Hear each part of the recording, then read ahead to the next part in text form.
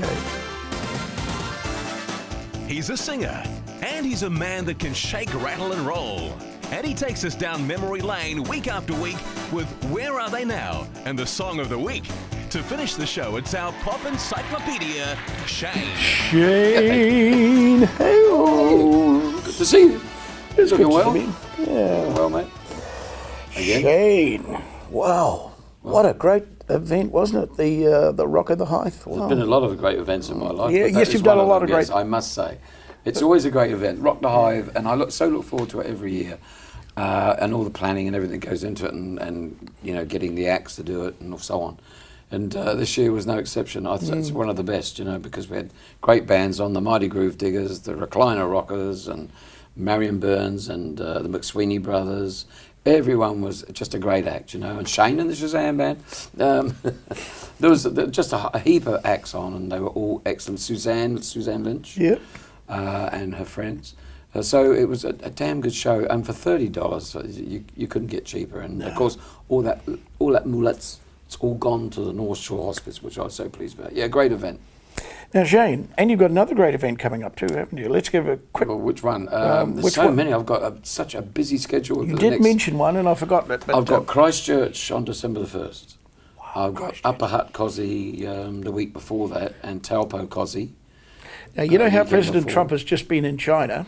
Whangarei this week. You know how President Trump's just been in Yes, China? And they had this huge welcoming. I saw that. Yeah. Christchurch, Yeah. red carpet, Shane's coming. Yeah. Sadly, it's only one night only. But actually, I'm going to go down on a Thursday night now. I've just found out, so I'm going to have to come in and see you very early in the week. Yeah. But yeah, I'm going down on Thursday, rehearse that night with a band down there. Logistics just didn't allow the Shazam Band to go down with all the equipment and everything, so one night only. And I'm with David LaPlanche. Okay, so all you Christchurchians, come out. It'd be lovely to see you, because I haven't been down there for so long. So I'm looking forward to working the old Hornby Working Men's Club on December the 1st. Thanks for the plug. All pales into insignificance compared to... Song of the Week, and it's a beauty. How many times have I said that now? And they've always been a beauty. We've had some great songs. 388 now. 388. Yeah. Oh, I can't believe that. 388 Times songs you've of the said, week. it's What a beauty. And my life has just flashed past me. Song of the week, song of the week, song of the week. But we got a great one this year. And you know, look, did you see the Scotland game a couple of weeks back? And New Zealand beat them 74-6. I was up in the Coromandel. That was rugby league. Having a break, rugby league. Yeah, did you see that? Yeah, of course you see Yeah, I mean, that was a great game.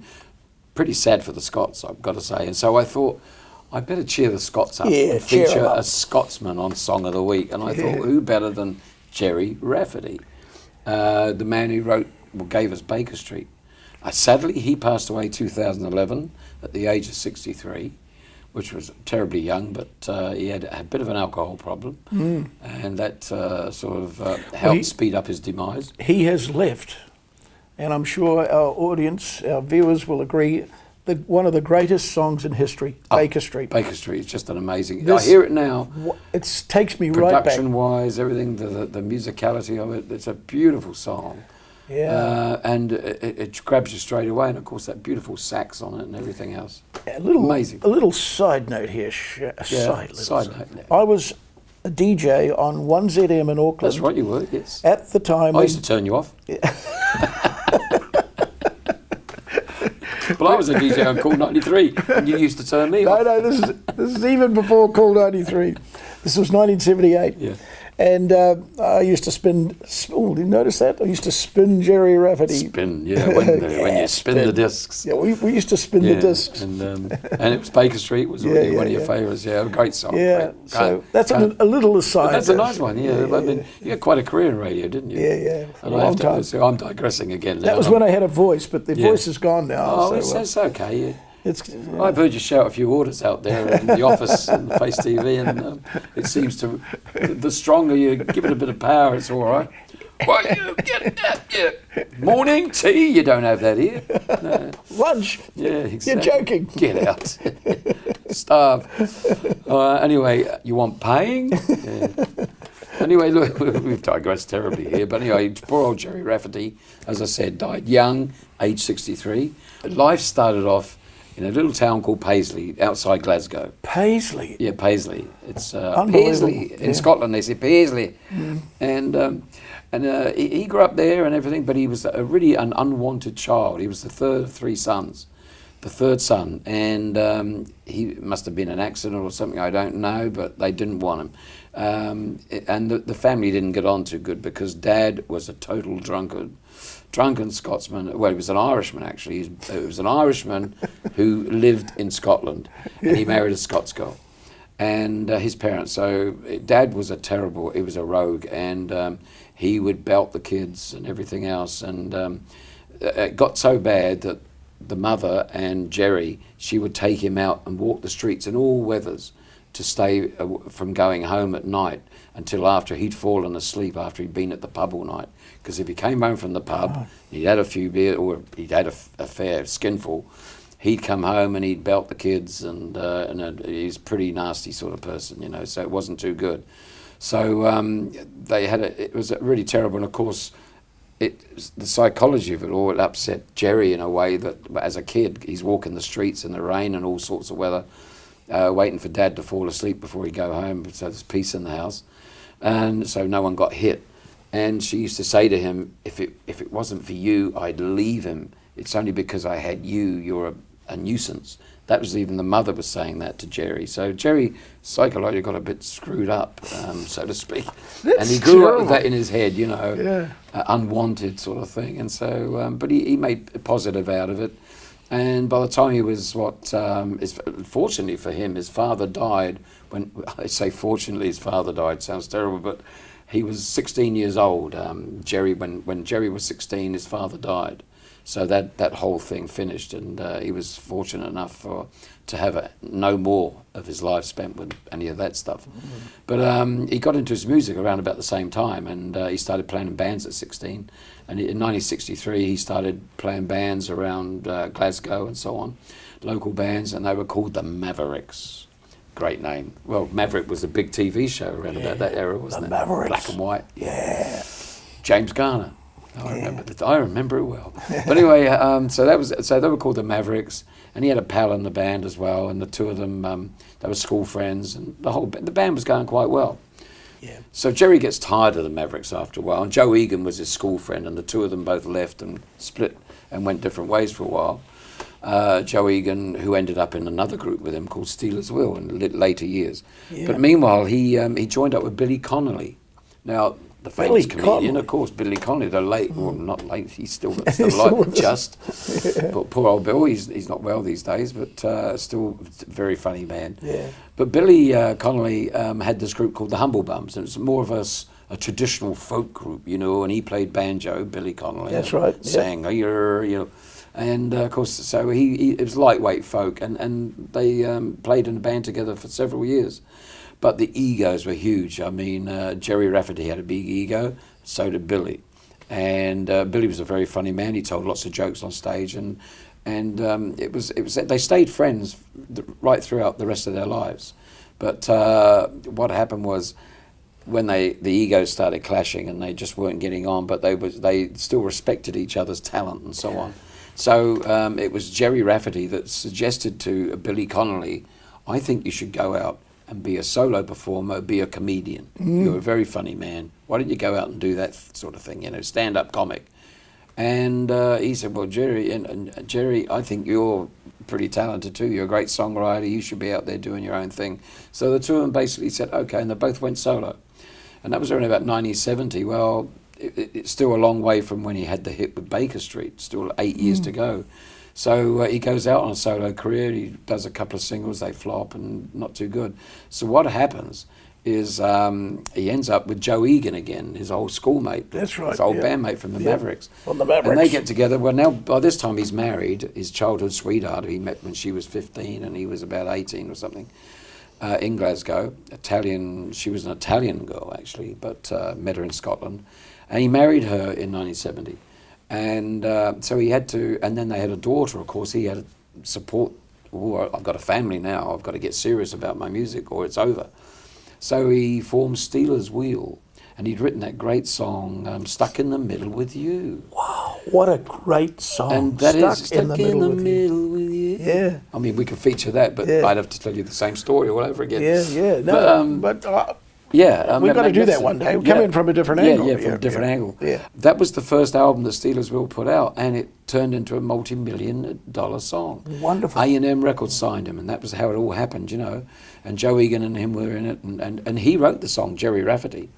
So he should have been a rich man with the success of that, because it was a success in America, worldwide. But no. But no, A&M, after a little while, he signed a horrendous contract where he had to go out on the road and support all the LP release and the singles. He had to play all over the place, and it was a constant grind of out on the road, and he hated it. He didn't want to be on the road all the time. He didn't want to be famous either. He didn't like fame as such, you know. He didn't mind success, but he didn't want the fame part of it, with the being recognised wherever he went, or all that sort of thing. So he really took a dislike to that, and he wanted to be back with his family and so on.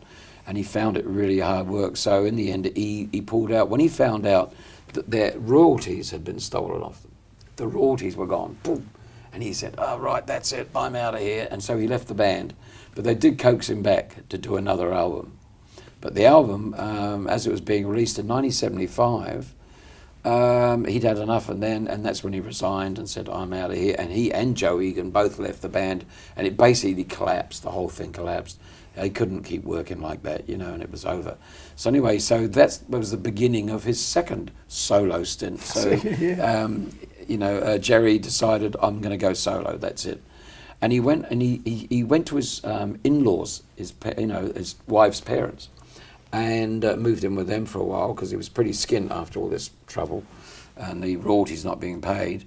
And he set up a 4-track studio, and him and another friend, they got together, and their producer, and they made an album in there where he played most of the instruments and everything. He got other friends in, played this, played that, but he did most of the work. And the songs, he wrote this whole album of songs, and on that album was Baker Street, and it was on a 4-track machine. Just a 4-track recorder, in the house, and he spent ages on it. And he £18,000 later, he had this album.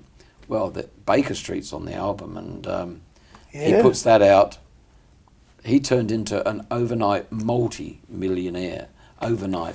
It sold 5 million copies. That was the single on its own. And did he own the? He owned it all. He made it. He owned it. He produced it. So between him and the producer, they owned the whole thing. So he made, sold 5 million records, singles. Then the album sold millions as well. So by then, overnight success, and he's got all this money. He can do what he wants. So he moved out from the in-laws. So he moved out from the in-laws. He booted them out. Bought my house up the road. He said, "I want this council flat." The thing was, at this time, he was always a heavy drinker. He liked drinking, and he loved the drink, and being a Scotsman, and probably the genes had it because of the father, you know. So he found himself turning into his father? He found himself turning into a real heavy drinker. He didn't see it at the time, and he always liked a bit extra, so he drank a little bit too much, but he was okay. But and his wife, his lovely, long-suffering wife, was with him for many, many years, through the success and through the hard times too, you know. But what happened was the drink started taking over, and he was still making great stuff, but he had an insecurity, you know, from being told what that he he'd been wasn't told, good enough, not good enough, we don't want you, when he was a kid. So Paul McCartney asked him to work with him. So did Eric Clapton, people like that. They were saying, "We want to work with you, you're really talented, we'd love to do an album together."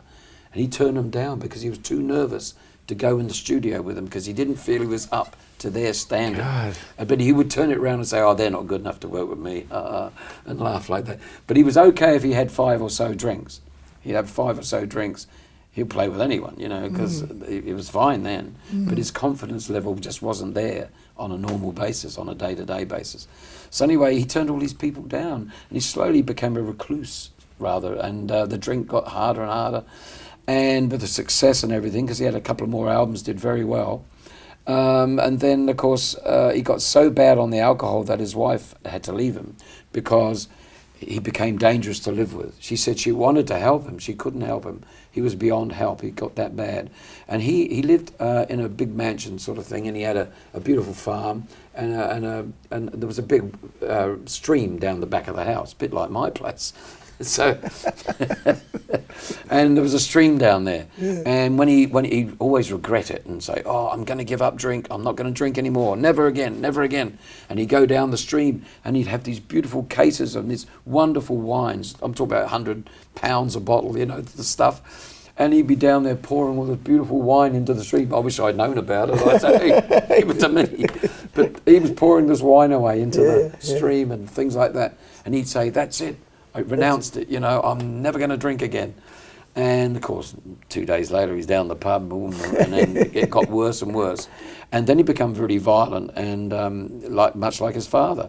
And what happened was, in an airport, they had a scene where he screamed at her and he threw stuff at her across the table. Going into restaurants, they couldn't eat in a restaurant after a few wines. Wham! It was full on. The whole place was an eruption, you know. So she said, I'm over this, and she moved. And by the time the divorce was over, he lost the farm, and they had a house in Hampstead in London, and they lost that as well. So a very sad story. So it was at the start of the demise, you know, and he went downhill. Did the whole thing was there was a 5-day binge in a hotel in London. And it was quite well documented in newspapers and that, but no one took much notice, you know. But he had a 5-day binge, and at the end he had to go to hospital. The hotel called the hospital ambulances and took him away to hospital. And that night, in the middle of the night, he escaped from the hospital, and he went off to LA, and he went and lived with his daughter. She was working for him in LA as his press and secretary and all that sort of stuff.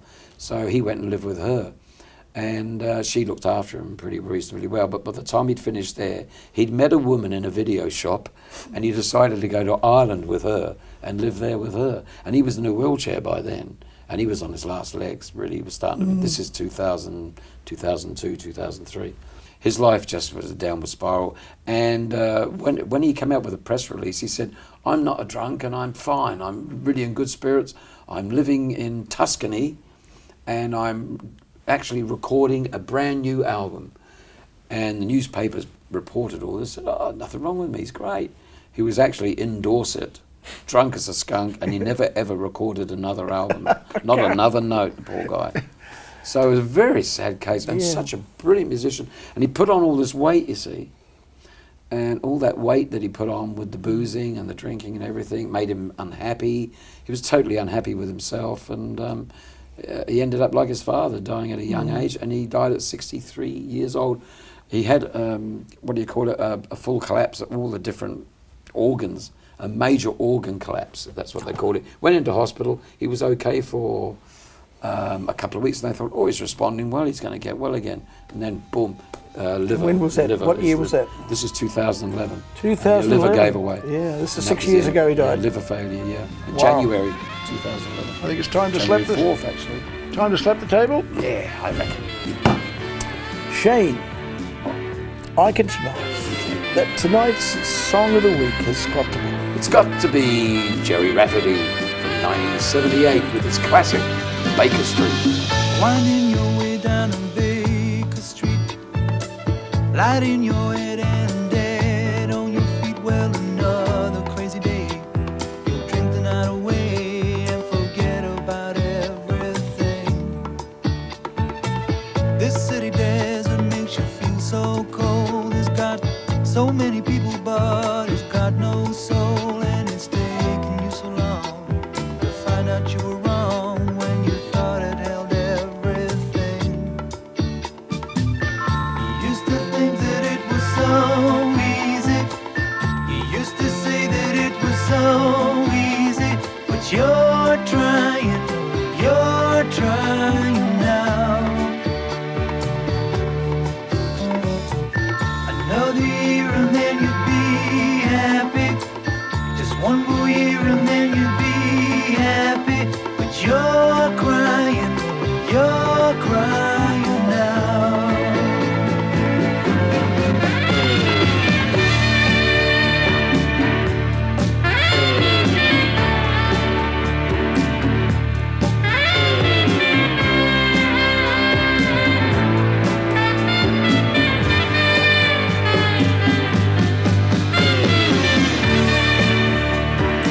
It's my favourite song. It's magnificent. Oh, It's wonderful. magnificent. And that Yeah. sax solo, you know, there was never going to be a sax solo on that. Because that's what they made that song. I mean, that's that beautiful sax.